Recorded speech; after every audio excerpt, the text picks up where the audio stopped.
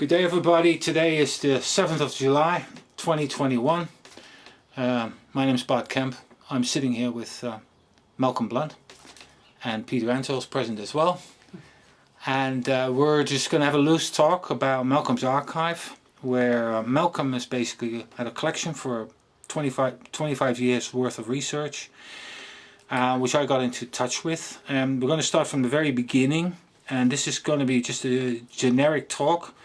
There will be some episodes following where we're going to go into finer details because of the incredible amount of documentation we come across. And yeah, why don't we just start? First of all, I've got to ask you, we met for the first time in 2016 at the DPUK seminar in Canterbury, where we where I did a presentation on the second floor lunchroom encounter, the interrogations of Oswald, the Texas School Book Depository, and Prayer Man. It was 2 times 1 hour, and you had to leave on a Sunday, and you gave a USB stick with documents, and I went through them, and it was a lot of varied stuff that contained documents on Nosenko, the Central Intelligence Agency, and especially what got my interest was the document on Oswald. And what the CIA was very good at is actually put Oswald's movements together over 4 pages. That was a really good quality document because it was just summarized very succinct, and it took just the major elements, and also the part of that document was that you could really compare it between employees of the Texas School Book Depository. So they've done an excellent job on that particular thing. They're capable of doing really good analysis. They really are. Yeah. And so that was it. I just wanted, my only question with regards to that introduction, because why did you give me that stick? And I've got a second question, is also the original contact that we had that day, that weekend in end of April of 2016, was that you asked me to get some digital copies of some of Harry Livingston's tapes. You asked me about that. Was actually the first thing. So that would be the first question, like, well, you asked me about that. Little did I know how much it actually was, because you just went, oh, it's only a handful of tapes. Yeah. And that proved to be about, altogether, between 200 and 300, with yours mixed in. But especially the USB sticks with the documents. And I wonder if it had anything to do with that I presented with a lot of documentation as such during that. I don't know if you remember. I think I was immediately struck by the fact that you presented well, and that you were someone that was very interested in the case, deeply interested in the case, and wanted to learn more, and wanted to analyse in depth. I think that's what struck me from the presentations, because that was the first time I actually saw you present. Yeah. I thought it was excellent, excellent work. Thanks. And since then, you've done the interrogations, and that's really, I went back to that recently, because it's in one of my upstairs filing cabinets. And I thought, well, it's about time I really had to dig through this, and I really took a look at it, and the analysis is excellent, really. I mean, yeah, it was fun to do. I mean, you're a wasted talent. You should give up photography. As if. Yeah, well, me personally is that at that time, 2016 and the years before that, there were accessibility to documentation overall was scarce. The archives only put like certain personnel files together of people from, say, Jack Doherty and so forth, and a lot of these so-called employee files were duplicates and very basic things, as like being invited to I was summoned to talk for the Warren Commission, do the deposition and so forth, but it wasn't enough. And I was a novice when it came to that. I knew I was aware of documentation. I looked in Armstrong's archive because that was one of the few archives that was readily available for people to go through. Not the easiest to plow through, but it was there. Yeah. And it was, my first thing was like, well, first of all this stuff needs to come out. And then you gave me that USB stick, and I really needed to learn and to see how the documentation works. Every agency has its own little tidbits on those documents when it comes to headers, scribbles, stamps, and so forth. So that's something to learn of and get acquainted with. When we look at FBI documents, especially from around the period that you're interested in, the early days, the very early days, the first few days, always flip the documents over because you've got lots of time stamps, date stamps, and signatures about when the information came in and who got it along the chain. You've actually gone further because when Hoover signed something or Alan Dulles wrote something, or is this just because you went through so many documents and that you basically because you get to learn the handwriting, get to recognise the handwriting. I mean, the most significant one, really, one of the most significant finds, I think, was James Cadigan, the question document examiner, because what that did was blow a hole in the whole government chain of evidence. Because he said, he testified that I think it was Eisenberg was the staffer, the Warren Commission staffer, with one person there, sat there, one person, and that was Alan Dulles, as that testimony was given. So, yeah, I know. Mr. Dulles was a sharp dude. Yeah, he knew there was a problem. I mean, and the problem is, of course, they grabbed the evidence early. It went, hundreds of items went in. Yeah, because it's common knowledge that certain Warren Commission members were barely there. They only came to specific meetings as such, but it's known that Dulles and Rankin and Bellin and they were Dulles was really micromanaging a lot of the uncomfortable testimony. You know the famous story with Jesse Curry. He got to either 11:15 or 11:30 in the morning, and when Jesse Curry was starting to talk about the pressures coming from Washington for the evidence, all the evidence to leave Dallas. This was on the night of the 22nd of November, and he's starting to talk about the pressures and where this pressure was coming from, and immediately Dulles jumps in. Alan Dulles jumps in and says, I think we'll take a lunch break. This is not the first time when he looked through Dulles, he calls lunch breaks early. After lunch, whatever period of time we're looking at, he restarts after lunch by saying to Jesse Curry, Chief Curry, he says, Chief Curry, before lunch we were talking about Detective Revel. So the whole conversation has been buried. And when you look at the transcripts of the testimony, the original testimony in the Warren Commission files, you find great big blanks and spaces, which, obviously doctored. Obviously doctored. So I want to go back to the very beginning. Why did you create your own archive?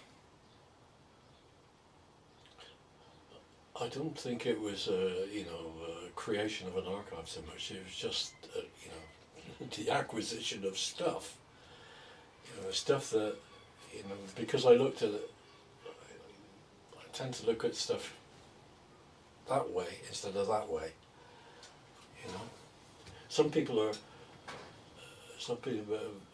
very focused on their research, and they don't go outside of those lines. But right from the get-go, I wanted to look at lots of things. You know, it's a big case, and a lot of people were involved. A lot of organisations were involved. And you can't, to my mind, I don't think you can exclude things, because you'll find connections right on the periphery which connect to something in the centre, you know. It was, yeah, I think it was the acquisition of stuff that may come in useful in the future. I mean, some of the stuff, obviously, you know, that I copied was not stuff I was particularly interested in at the time. But as the years go on, you think, oh, thank goodness I copied that. I've learned that when I started to digitize your collection. So it didn't start out as, you know, a meaningful archive. It was just the acquisition of stuff with the idea that some of the stuff could be useful in the future. Yeah, definitely. I mean, there are many facets that have been barely touched, or if they have been, they just scraped off the surface, and they ought to dig deeper by going through the documentation as such, and it allows them. I think it terrifies a lot of people. Of course. The sheer volume of yeah, no, that's the thing. Well, it's terrified me. You have to wrestle with it Nara, you know? Yeah. It's just huge. Yeah, but you've done the hard work. That's the thing. I mean, but let's just get back to the beginning. Dallas was your first port of call when it comes to evidence. Yeah. So you went to the Dallas Municipal Archives. Yeah. Cindy Smolovic, who assisted you. Excellent person. Yeah. Very supportive, and couldn't do enough, really, to help.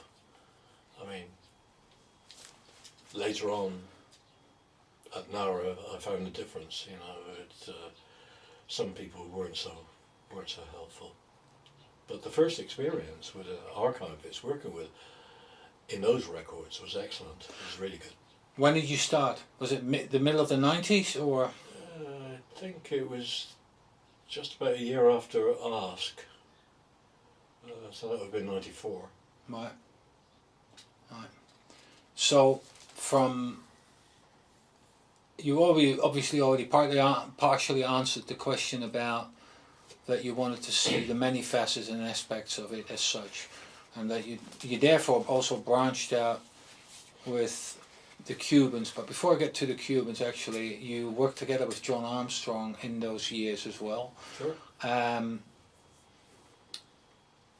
How did that work? Did you just give him all the work that you had done? Did he have access to all of it? Did he? Because I totally open access. Yeah. Totally. I was looking for.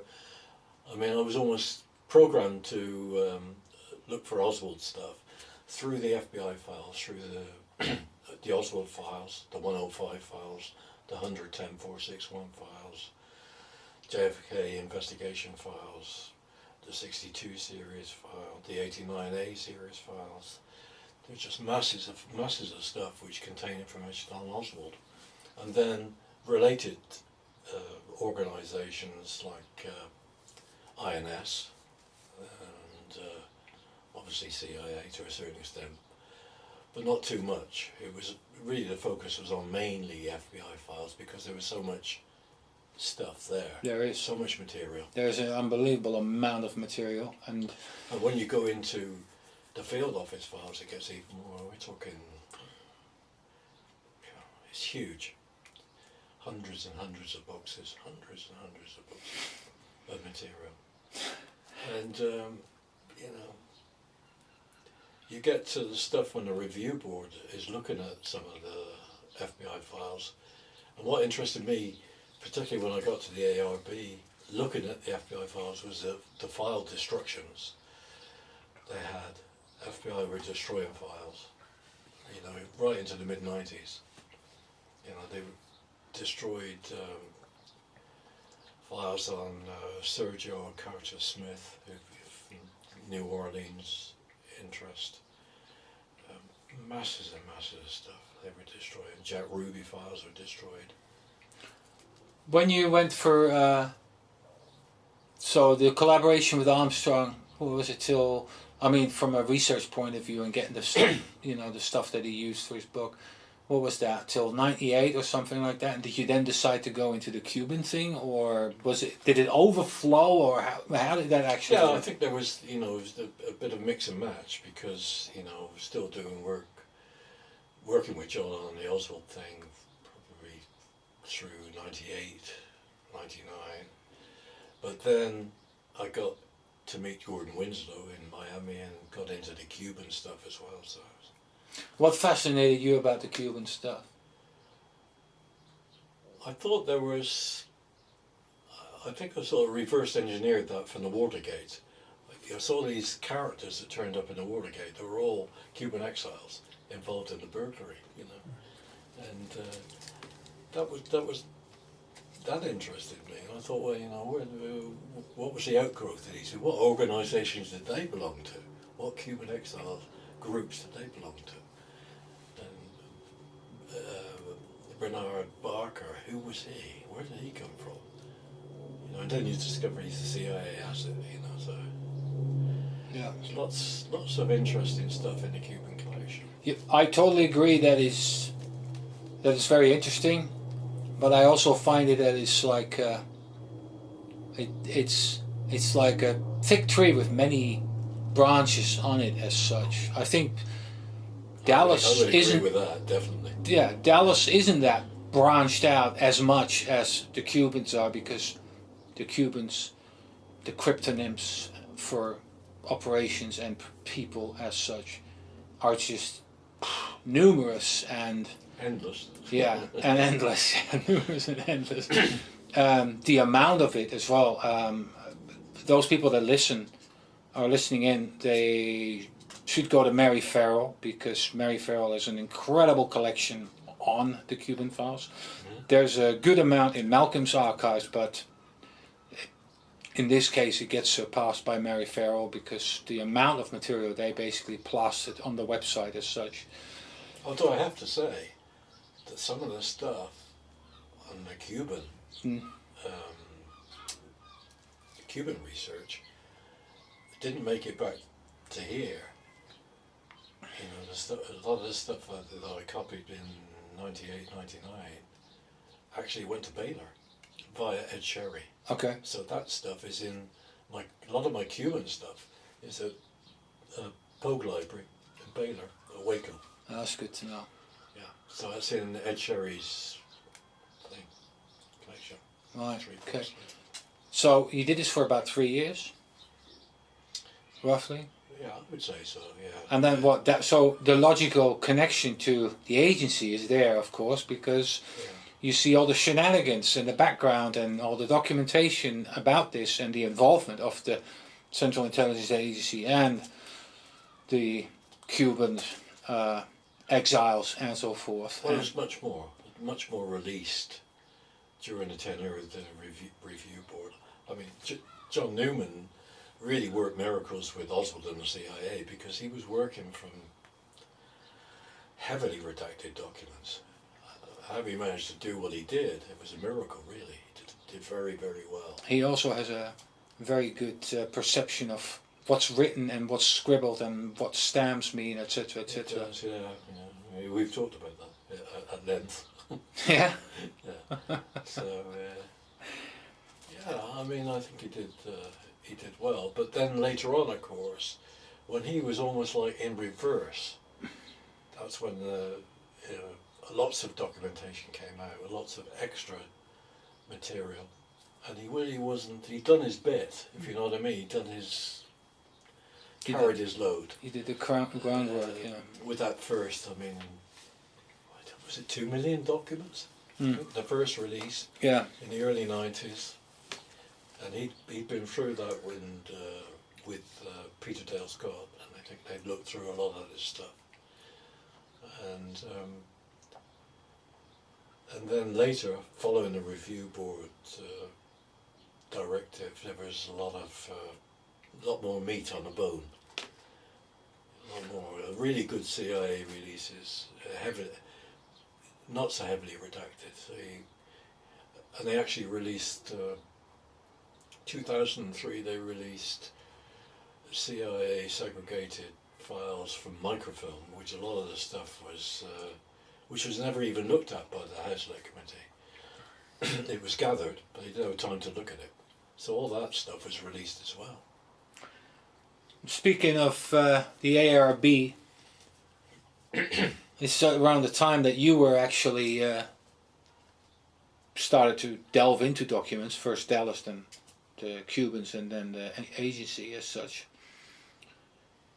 Did you have any involvement with the ARB? Chats, talks, pointers, or I mean, or did you? I used to write. I remember writing to Tom Samaluk a few times, and I met Eileen Sullivan at the ARB offices in Washington a few times. Sent suggestions, ideas, where they should look, what they should look at. But I mean, they were getting that from hundreds of people. I mean, they're getting lots of where you should be looking. Yeah. I know, but also at the same time, there was a lot of people that basically sent their thesis or their idea of what happened during, Absolutely. and wrote to the ARB and go, well, this is my piece, this is what I'm thinking, and I'm thinking, you're wasting the ARB's time with these so-called, well, some of them at least. Some people also who said that the ARB was sent on a wild goose chase with the Mexico City stuff. You know, they really dug into the Mexico City and, you know, trying to work out what was going on with Oswald and the rest of it. But it's like, I'm always, with that stuff, I think it's, in my opinion, I think it's just a rabbit trail. You never get anywhere with it. You called it the swamp before, the swamp. That was the conversation I had with John, you know, the archives. I mean, from what I've read from your archive, I think there's not much to support actually that Oswald was there, because the so-called fellow passages in Laredo, you've got a fair amount of work on that. Hardly anyone can substantiate that Oswald was on that bus. The way Duran was treated by the Mexican when we police. go back, like you always do, you try and, with your material in Dallas, you're trying to go back and see what really happened at the beginning. If you look at what happened at the beginning with Oswald's entry into Mexico, Yeah. boy, that is fascinating. Yeah, that is very good. It's all over the place. Yeah. In those first few days, you know, they just can't get the story right. Can't get it right. It all, in this case, and it doesn't matter with what I'm doing with the second floor lunchroom encounter or with the interrogations, the best way to find out is put it in the timeline manner and go, the documentations. You're very much like John Armstrong. And That's the data. exactly how he works. Yeah, and timelines, chronos. He's really. Who said what at what He time? always used to say that to me. You got to be disciplined about this. Look at the timelines. Look at the chronos. You two are so alike. Somebody's laughing very hard right now, or actually a few people will be laughing very hard right now. But anyway, you got me on that one. What I'll tell the crowd is this. So in 2018, I just had an operation, and I came out, and Malcolm, because the thing with the offer to digitize the tapes from Harrison Edward Livingston, to digitize, and he said, oh, there's a handful, and I said, okay, so I'll tell you what, I'll come over because I've been in the hospital for 10 days and I've had enough and I need some movement. And my leg was wrapped up and it looked like a balloon, and I had it in one of these so-called boots you strap on. And the so-called handful of tapes became about around 250 cassette tapes, and which was really interesting. And then I got to Tetbury, and Tetbury is a place about 45 minutes. It's in the middle of the Cotswolds, and we went into a property that Malcolm had, and he stored his archives, but also Harry Livingston's archive, and there were about 35 plastic cases filled with folders, neatly organized, and cassette tapes. And the next thing I knew, I had a whole bag, a big shopping bag filled with tapes to take home. And it's a fair amount of work. But the good thing about tapes is that you can just press the button and hit record on your computer and walk away, and afterwards you just edit it a little bit down, the tape flip, you edit that out, and you have the recording digitized, so it's not that difficult. It's not that labor intensive, you can do other things at the same time. But what then became obvious was that there was a load of material, obviously regarding the autopsy and the medical material, and Livingston was a meticulous researcher as well. But the thing what he did, and what a lot of people should praise him for, is the fact that he called everybody. He called everybody. When I say everybody, he called everybody, and he called them like he called 3-4 people in a row. Had the tape playing and just recorded it non-stop. Didn't make it easier for me because I had to re-record things and stuff like that and edit, but it was quite daring. It's something that not many researchers dare to do by just risking it. And there were a few phone calls that are quite rude and they're quite funny, but on top of that there came his work. And Livingston is different than you are, in the sense that if he had 2 or 3 people involved in a certain chapter of a book, he would make 3 copies, and he would because all his files were aimed at the person itself. So if you had a fat file that was 2 inches thick and it just said Dr. Fink, then everything about Fink in all these books was in there. But at the same time, maybe Dr. Berkeley was there, Admiral Berkeley had the same involvement in something as such, then that passage or those pages from the book was in that particular file as well. Which brings me to yours. You had no real system in place, because what I found out, for instance, was that it was all over the place. Correct. It's devoid of organization in a normal sense. And I'm not excusing it because it's chaotic, and I sympathise with anybody that's trying to put it in some sort of order. But what it does is it makes you look at your files. I know so many people, researchers, they have their files in their own nice, they never look at them. They never look at them. Very rarely. Yeah, they've put it all neatly away, but that's a quite an interesting point. But at the same time, it was incredibly frustrating for me to go through, because then the folder said like Marina Oswald, and you go up and you go, but that's DOJ, and that's Robert Couch, and that's Hoover, and that's Dulles, and it's got nothing to do with Marina, and things got moved around, and I ended up creating a system that that just happened while I went through the whole thing. Because let me get back to the story, is that the first few months I worked on the Livingston files for about 3 months, and then in Feb 2019 Malcolm works from 9 till 5 roughly, but I go and I'm in hog heaven, because there's documentation left, right and center, and I'm going, this isn't in the book, I don't know about this, I don't know about this. So one evening after dinner, we had dinner together, and then I went back. Are you going back in? Yeah, I'm going back in. I'm going to just do another 4 hours. And I go back in, and then I started to look at Malcolm's material, because I was sitting in the front room and Malcolm sat in the back between his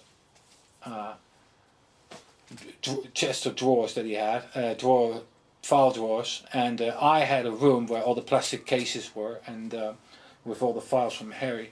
And then I started to, and I'm fairly familiar with what was available on Baylor and just in general what has been posted on forums as such. But then I pick up an HSCA report on Will Fritz, for instance, and nobody knew about this, and I was like, well, this is gold.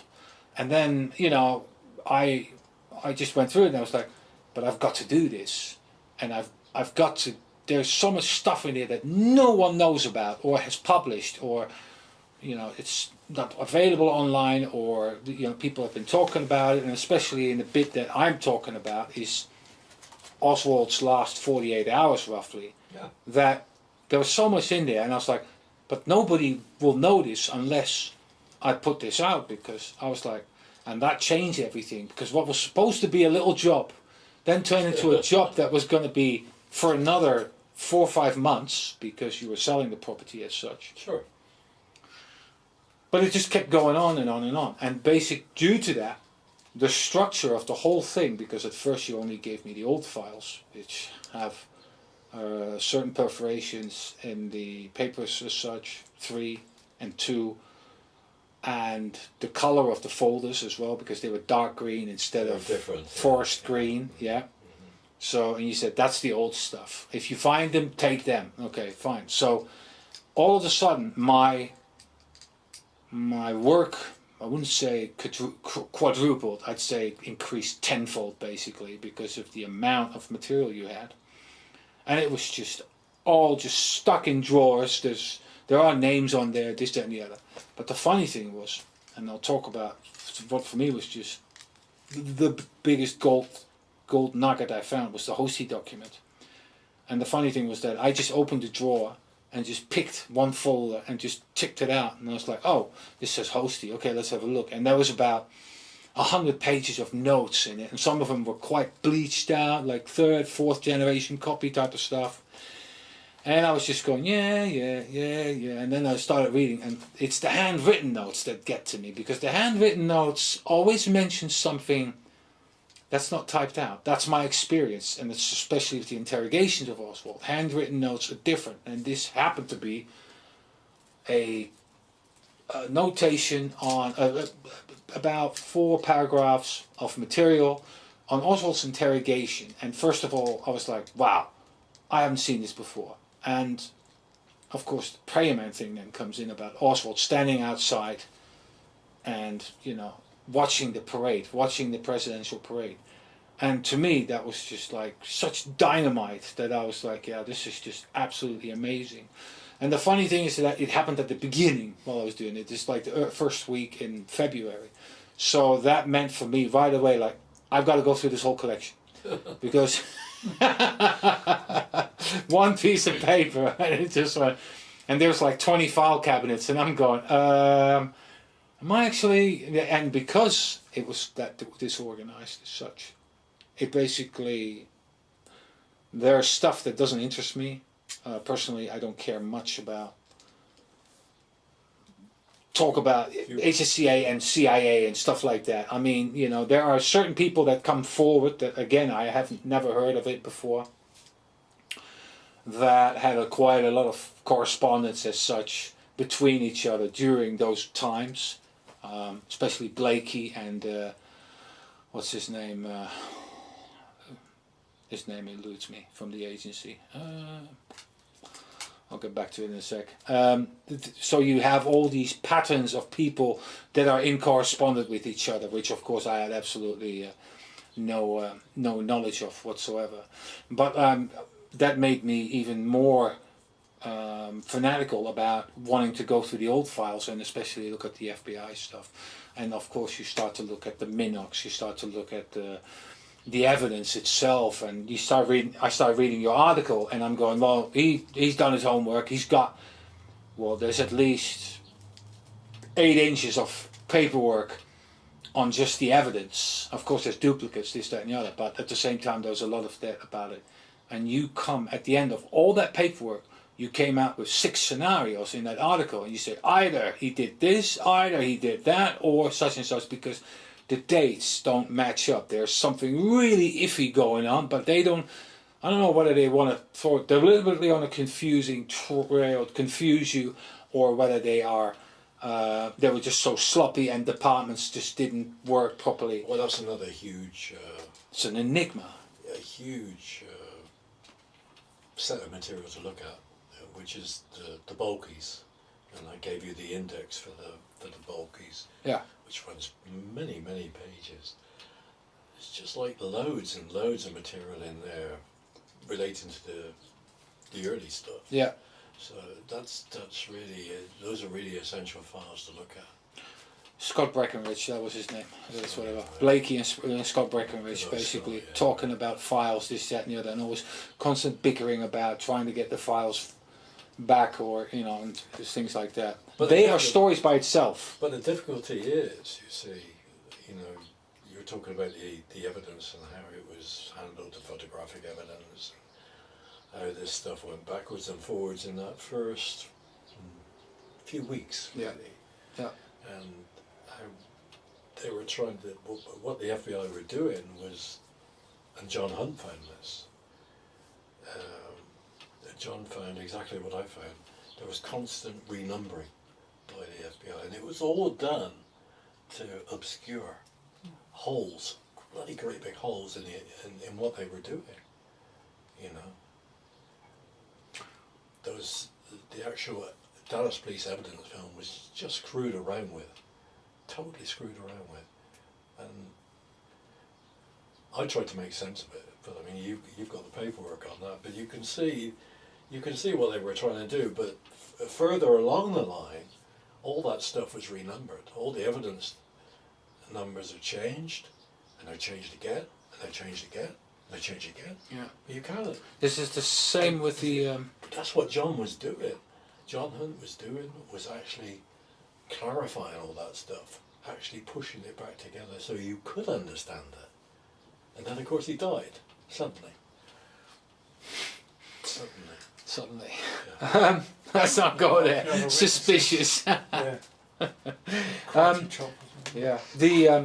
So that's a really good example of what's in your archive, because if I were to advise anyone who is interested in this subject, you can watch a documentary, but the issue with the documentary is that you have somebody basically summarizing the entire paperwork load into one sentence or two sentences, and that's what you got to do with.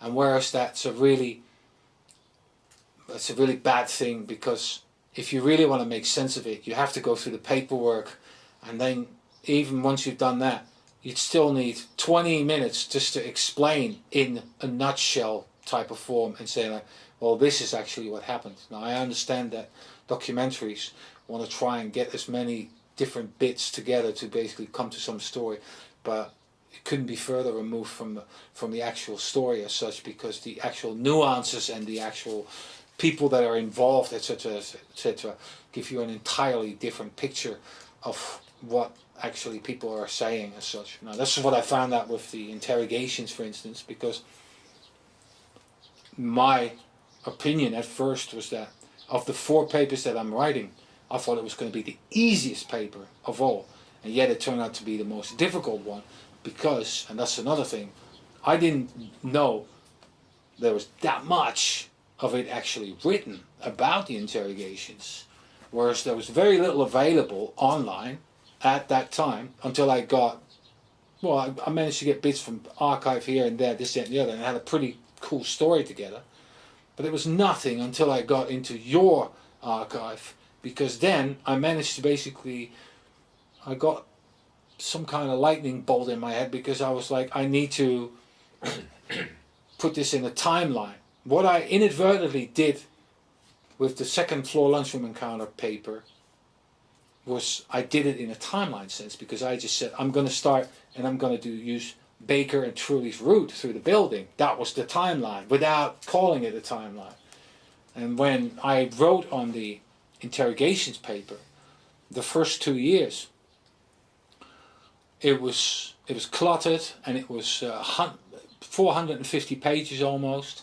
And then I decided to turn everything around, because when I was watching 2 videos, I understood that the videos were from opposite angles. So it was it's the bit where Oswald's been indicted for murdering Tippett at 7:15 on the 22nd, and there was a camera that basically was aiming at room 317, Fritz's robbery and homicide bureau, and coming out and said, I've been given a hearing without legal representation, and they say, did you shoot? No, sir, I didn't shoot anyone, blah, blah, blah. But then there was a camera which is right next to the elevator entrance, which is only 20 feet away, but because everybody shoots in wide angle, it looks the longest corridor in the world, and he films basically like that. So it's like an L-shaped form with the long short bit on the entrance and then the corridor shot. And it was the same sequence basically, but shot from different angles. And then I knew also from the paperwork that there was another video where he came from the Davis sisters lineup half an hour later, and that was roughly a 20 to 8, and that's filmed as well. It's the Patsy sequence before he gets dragged back into the room as such. So when I knew I could place those at the time, I went, you know what, that's the answer to what you're doing.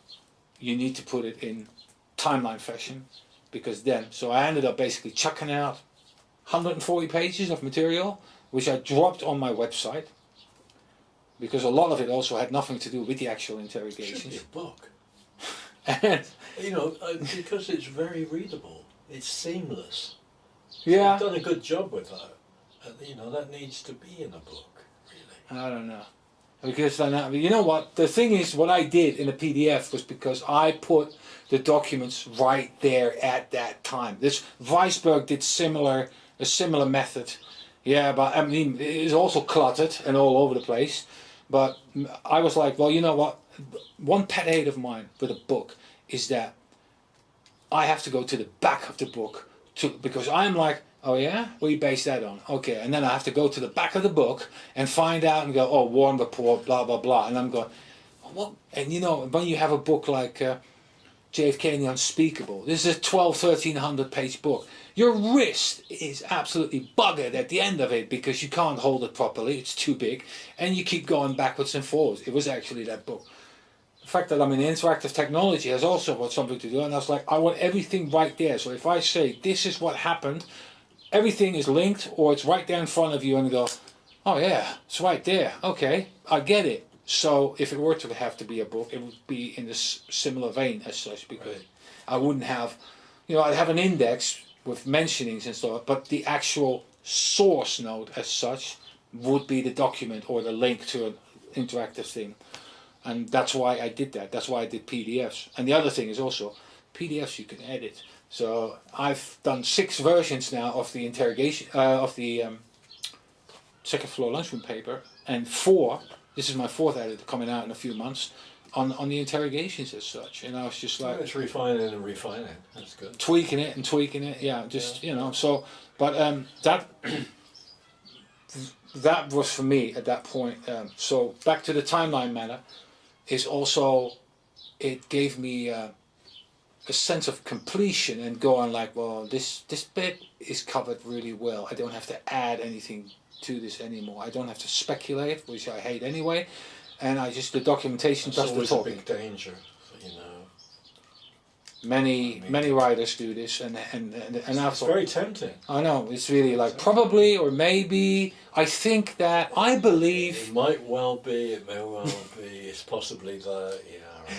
exactly. So, but and that was for me also the reason. Then I go, no, I'm just going to shove the evidence down your throat, and you can't go against it as That's such. good.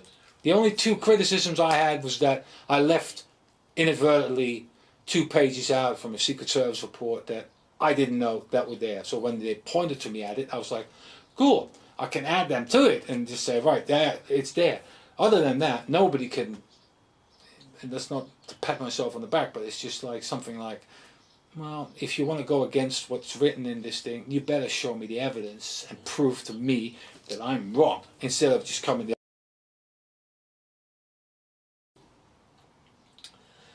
So I talked to those people at Georgetown University, and they said the guy I spoke to was a guy called Scott Taylor. And Scott said, yeah, fine, come on over. I get over to Georgetown University. I was coming over anyway for NARA. But I get over there, I go to Georgetown, I go to the special collections, and he says to me, I'm sorry, Mr. But it's closed. Box 3 is closed for research. I said, well, I've come all the way over from England to look at this stuff. And he said, I'll tell you what I'll do. I'll ring Mr. Arsler, Fulton Arsler, that was the editor of Reader's Digest at one time. And he got him in New York. He was although he was very ancient in years, he was travelling between Los Angeles and New York. He got him in New York, and he said, there's a guy here from England that wants to look at box 3. Is it possible he can look at it? And he said no, couldn't look at it. So I thought, oh well, there we go. And then several years later, when I got to know Pete Bagley, I was talking to Pete about the difficulties of getting access to stuff in private collections, and mentioned Fulton Arsler, and he said, oh, Tony, he's a friend of mine. So he calls him up and says, this friend of mine, Malcolm Blunt, he wants to look at a particular file box in your collection. And he said, well, yeah, no problem. So I confirmed that by email before I left, a few months later, before I left the UK, with Arsler. And he said, yeah, that's okay.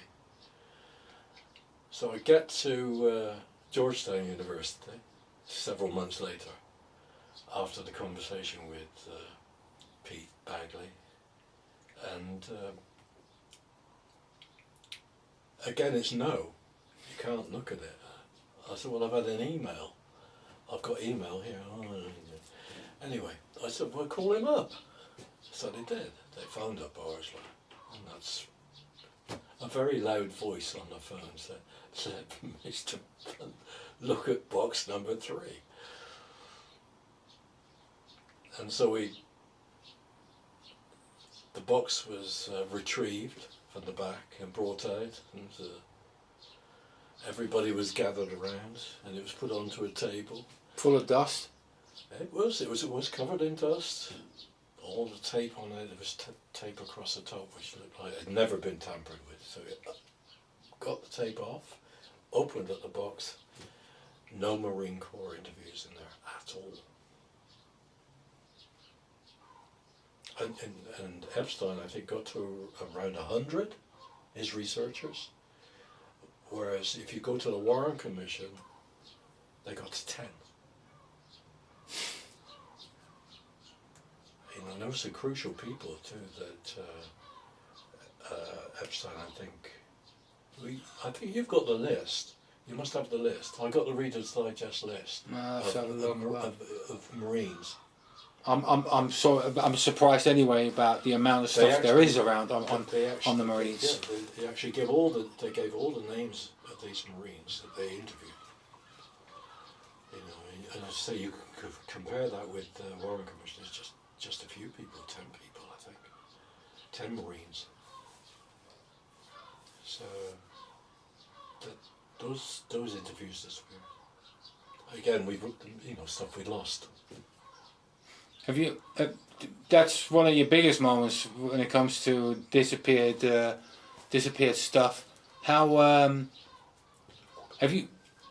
How much have you? Have you had other experiences as such like that, where you just the U.S. Customs and INS material in the church files. They interview. It's there. They refer to it in the drafts, the church committee drafts. You can see the dates they interviewed these people, the number of pages of testimony. But it's not there. It's gone. I can't find it. But the church committee is probably the committee that exposes the most when it comes to agency. They got to a lot of stuff. That's true. They got to a lot of stuff. But I wrote to Nara about that, and I think I said there were at least 50 missing pieces of either interviews or testimony. And eventually they got some back to me, and they said, no, we found there were only 33. Well, 33 pieces of key testimony and interviews, 50. I'll give them the benefit of the doubt, but that's still a lot of crucial material. Oswald's interaction in New Orleans with customs and INS is essential to understand. It's gone. It's all gone. Yeah, there are. Don't tell me. There are these people that seem to think it's all settled business. It's not settled business at all.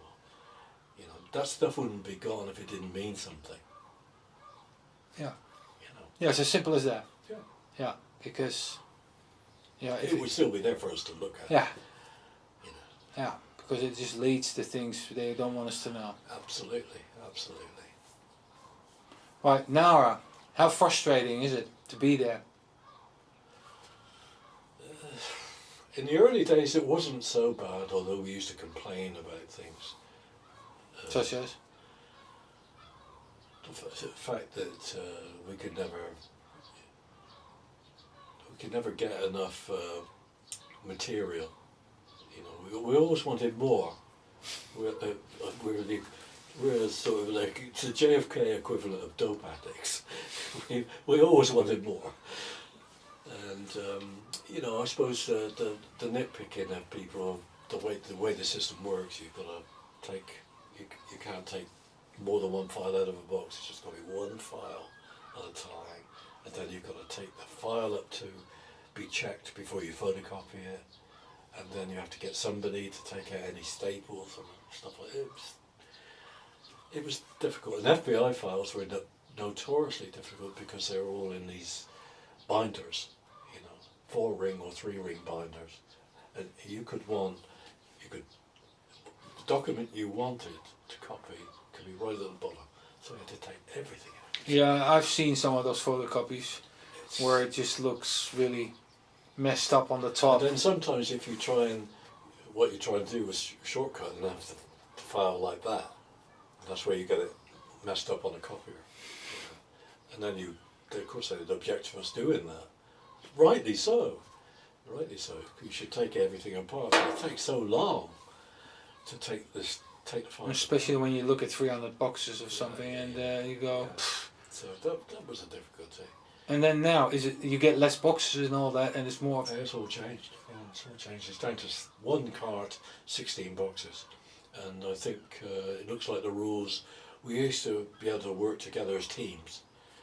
And you get more boxes and more cards, but I think that, from what I heard from the guy I work with at NARA, a paid researcher, he said it's all changed.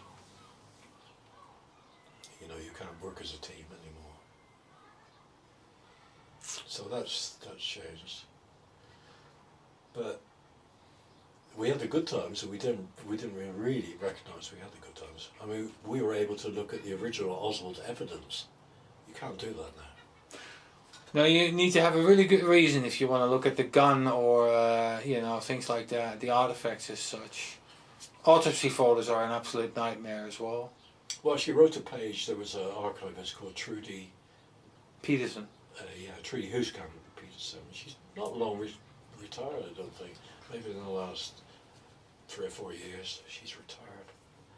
But she wrote a directive saying that you couldn't look at the evidence anymore, unless you had a really good reason to look at it. Yeah, people that were writing a book or something like that. Sure. That's what it was. Not just even then they would refuse. I mean, I saw them refuse people. You know, and read some of the material where they've rejected people that have asked to look at certain pieces of evidence or photograph certain pieces of evidence. So they went through a period where they were photographing the evidence themselves, and then they would say to you, well, you don't need to look at the evidence, you can look at the photographs. yeah. But the photographs don't set you up for things like the notebook. Oswald's little notebook. When you handle that, it's like you can see what they should be doing with that book, because it's full of indentations. You know, with a good person that's qualified in ESDA, they could bring a lot of Oswald's writing to the surface, page by page by page by page. And there's a lot of it in that notebook. It's not done, you know. That's almost as good as glue in the Minox camera shot. Oh, Jesus. They must have used Gorilla Glue for the first time. What they used in that, but you can't move that. There's no way, and it feels heavy. It feels heavy in your hand, you know. Definitely heavier than the Minoxes that I've handled. I've handled two, a black one and a silver one. One was civilian issue, and I always get this wrong. The one was either the black was military or the silver was military. I can't remember now. And one was civilian. Okay, I'm gonna call it a day. It's a good first talk between us. There'll be more, and eventually go together with the archive as such. It'll be. It's a great way of going through, and I will have to explain a few bits about it, how it works. But yeah, it's been fun, and it's gonna be fun still to plow through it. I was amazed by how much New Orleans stuff you have, for instance. It's unbelievable. Garrison, and even Jim D'Eugenio went back to me and went, I've never heard of this guy. And I'm thinking, you're the number one guy on this, and you know, so that was surprising. And on top of that, the whole thing with Shaw and Ferry, and you know, the documents of the Central Intelligence Agency about Shaw, where his connections and so forth. What's his name? The FBI informant with us. It's not Verona, but it is Verona, wasn't it? Who's the guy in New Orleans? I mentioned his name, but again, it eludes me. Pena, Orestes Pena. Well, that's a story and a half. There's so many places you can go where there's a story. If you it's go unbelievable. to the mid-70s, Yes. you suddenly find there's a mass destruction within all over the place of Pena files. And there's still a lot left. It's destroyed. Yeah.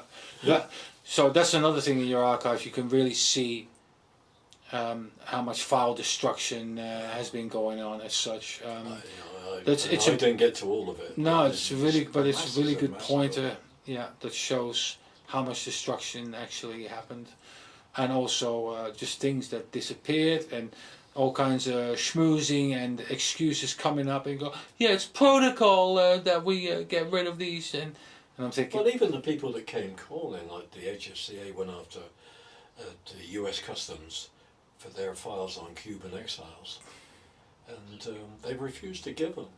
They refused to give the HFCA. And they said they were in Miami. They said they had to have authorization from headquarters, and the stuff, because they said they were too voluminous. They had too much stuff. They didn't want to give it. They didn't want to give the stuff. So what happened to all the US Customs stuff? Yeah. You know how much US Customs stuff there is at the National Archives? One grey file box with 3 documents. Really? That's how much we've lost there.